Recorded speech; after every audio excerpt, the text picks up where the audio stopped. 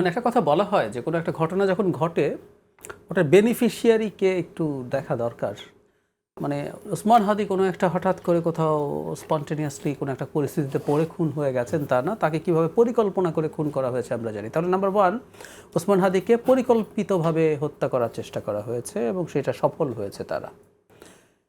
দুই হচ্ছে, এটাকে কেন্দ্র করে পরবর্তীতে যে ঘটনাগুলো ঘটলো অ্যাপারেন্টলি মনে হয় তারা ওসমান হাদির এই হত্যাকাণ্ডের ঘটনার বিরুদ্ধে দাঁড়িয়ে এগুলো করছেন।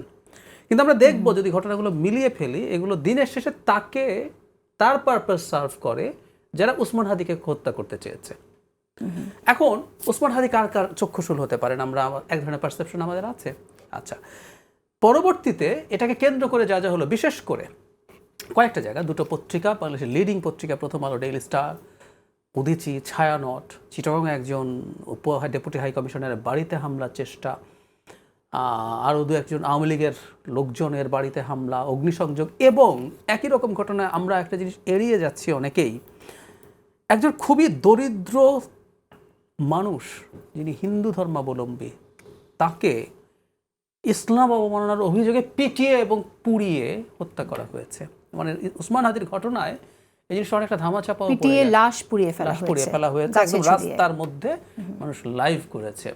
এই যে আপনি বলছেন যে প্রস্তুতি ছিল কেন, আমার প্রশ্নটা কোন জায়গায়?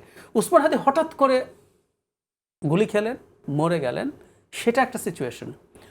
আরেকটা সিচুয়েশন হচ্ছে এরকম, উনি 6 দিন বেঁচে ছিলেন। শুধু সেটা না, ওসমান হাদি যেদিন ডেথ ডিক্লারেশন হলো তার আগের দিন প্রধান উপদেষ্টা একটা স্ট্যাটাস দিয়েছেন, তার শেষ বাক্য হচ্ছে, শুরু হয়েছে এটা যে সিঙ্গাপুরের একজন মন্ত্রী তাকে দেখে জানিয়েছেন এবং অবস্থা খুবই খারাপ। শেষ বাক্যে প্রধান উপদেষ্টা বলছেন দেশবাসীকে শান্ত থাকার জন্য তিনি বলছেন এবং দোয়া করতে বলছেন।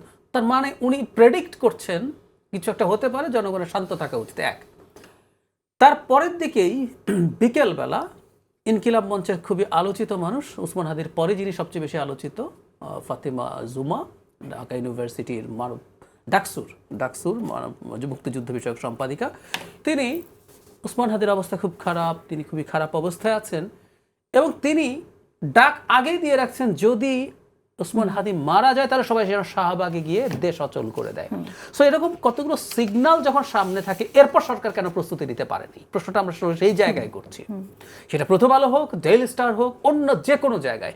এমনকি ওই দিন রাতে এগুলো ঘটনার পরদিন আবার উদীচীতে হামলা হয়েছে, এটা কিন্তু একই দিনও না।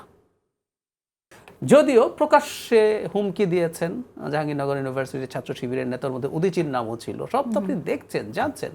সো ব্যবস্থা যখন সরকার নেয় না, তখন এই প্রশ্ন আসতেই পারে যে সরকার আসলে কি করতে চেয়েছে, সরকার এটা কেন হতে দিয়েছে কথাটা আমরা এভাবে বলতে চাই, এটা হতে দেয়া হয়েছে, সেই প্রশ্ন তো আসলে আমরা করতেই পারি। এবং আবারও বলছি, আমরা হয়তো এভাবে ভাবছি না, যারা এই ঘটনাগুলো ঘটিয়েছে এবং যারা ওসমান হাদিকে হত্যার সাথে জড়িত, তারা আসলে মূলত একই সাথে অ্যালাইনড।